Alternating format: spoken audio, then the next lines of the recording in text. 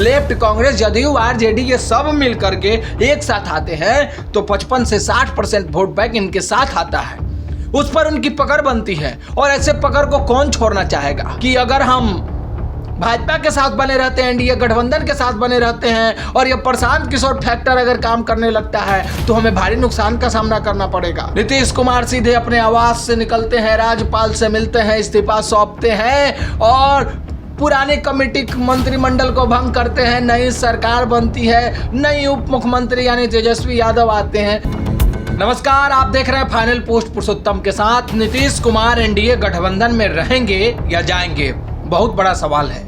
और लगातार जो हमारे पास इन सवालों को लेकर के कमेंट्स आ रहे थे, लगातार फोन कॉल आ रहे थे कि क्या नीतीश कुमार एनडीए गठबंधन में रहेंगे या जाएंगे, तो मैं आपको बता दूं कि नीतीश कुमार बिल्कुल जाएंगे। एनडीए गठबंधन में नीतीश कुमार नहीं रहेंगे, क्योंकि एनडीए गठबंधन में अगर नीतीश कुमार रहते हैं तो नीतीश कुमार को घाटा है। नीतीश कुमार मुनाफे में नहीं है और घाटे की सौदा राजनीति में कौन करना चाहता है। अब बात फंसती है, बात उस जगह पे आके फंसती है, पेच उस जगह पर आकर के फंसती है कि आखिर कैसे सब कुछ चुपचाप करते हुए निकल चला जाए, आखिर बिना हल्ले गुल्ले के, बिना की भनक लगे, बिना किसी दरार पैदा किए हुए हम दूसरे तरफ सेटल हो जाएं और बिहार पॉलिटिक्स में, सियासत के गलियारों में हलचल पैदा हो जाए। ये कैसे संभव है, तो मैं आपको बता दूं कि खटपट तो हो रही है। अंदर खाने में बात चल रही है कि नीतीश कुमार के जो दो दल हैं, एक विधायक दल है और एक संसदीय दल है, दोनों का भी मनभेद हो गया। यानी संसदीय दल ये चाहता है कि नहीं, नरेंद्र मोदी सरकार के साथ हम बने रहें, और विधायक दल यह चाहता है हमें फिर से चुनाव जीतना है, अपनी सीटों की संख्या बढ़ानी है, फिर से बिहार पॉलिटिक्स में आना है, मंत्री बनना है, विधायक बनकर आना है, तो पलटी तो मारना होगा। तो विधायक दल का यह मानना है कि एक बार और पलटी मारना चाहिए। एक बार अगर पलटी मारा जाता है तो इससे फायदा जदयू को होगा। देखिए, मैं बार बार ये चीज़ें आप लोगों के बीच में इसीलिए रख रहा हूं कि आरजेडी और जदयू का अगर कॉम्बिनेशन बिहार में बनता है, आरजेडी अगर जदयू के साथ चली जाती है, यानी जो माई समीकरण है, जो मुस्लिम और यादव है, जो कुछ कुछ बिखरे हुए आपको दिख रहे हैं, वो एकजुट हो जाएंगे।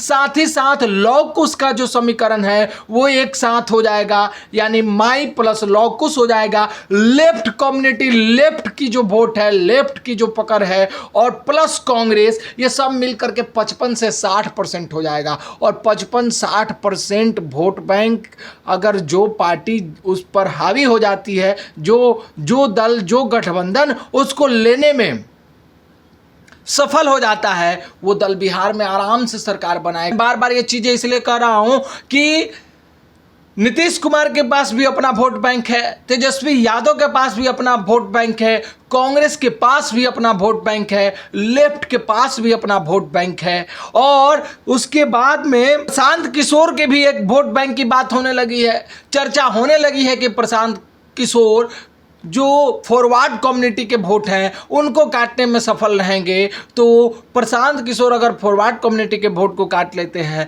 तो भाजपा निराधार, बिना जनाधार का दिख रही है बिहार में। और ऐसी स्थिति में नीतीश कुमार अगर बने रहते हैं भाजपा के साथ, तो नीतीश कुमार को 2025 के विधानसभा चुनाव में भारी नुकसान का सामना करना पड़ेगा। ऐसे बड़े बड़े पॉलिटिकल स्ट्रेटेजिस्ट कह रहे हैं, ऐसे बड़े बड़े सेफोलॉजिस्ट कह रहे हैं, और वो मान के चल रहे हैं। तमाम तरह की बयान सामने आ रहे हैं, बातें चल रही हैं, बातें हो रही हैं कि अमित शाह वैकल्पिक व्यवस्था कर रहे हैं, बातें हो रही हैं कि नीतीश कुमार और ललन सिंह के बीच में भी मतभेद हो गया है। ललन सिंह नहीं चाहते हैं कि अब फिर से आप आरजेडी के साथ गठबंधन कीजिए।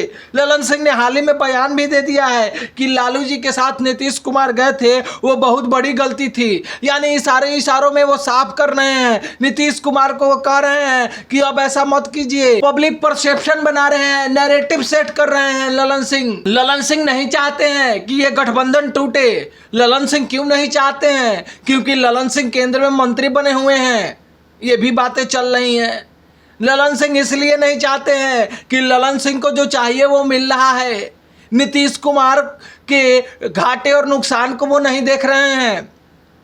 और बातें तो ये भी चल रही है कि ललन सिंह, संजय झा, ये सब लोग अब नीतीश कुमार के जो डिसीजन मेकिंग कमेटी है उसमें नहीं है। ये लोग पटना से निकल के दिल्ली की पॉलिटिक्स कर रहे हैं।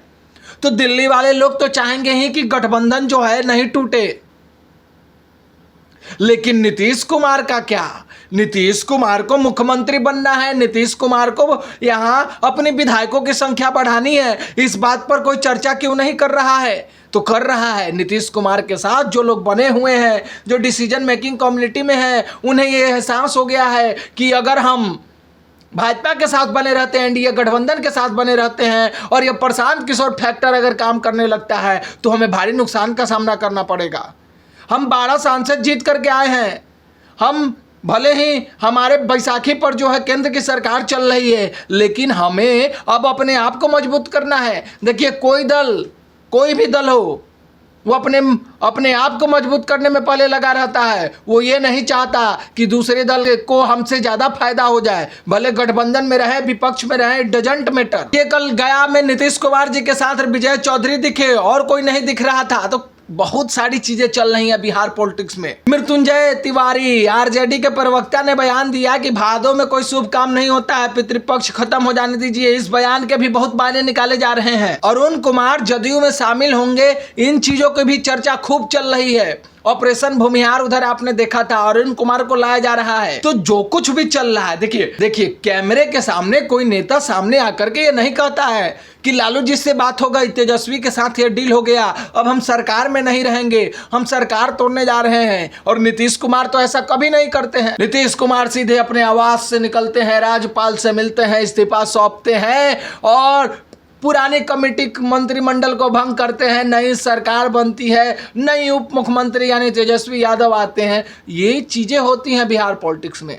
तो जो भी चीज़ें चल रही हैं बिहार के इस पॉलिटिक्स में, जाना तो लगभग तय है। जाना इसीलिए तय है कि देखिए, बार बार मैं इन चीज़ों पर फोकस कर रहा हूं कि अगर ये जो कैलकुलेशन है, देखिए प्रशांत किशोर तमाम तरह के स्ट्रेटजी बना ले बिहार में चुनाव लड़ने के लिए, लेकिन जो कास्ट कैलकुलेशन है बिहार का, जो caste political strategy of Bihar है, उसमें अगर आरजेडी और जदयू गठबंधन एक साथ आती है, यानी लेफ्ट और कांग्रेस, ये सब लेफ्ट, कांग्रेस, जदयू, आरजेडी, ये सब मिल करके एक साथ आते हैं, तो 55 से 60% वोट बैंक इनके साथ आता है।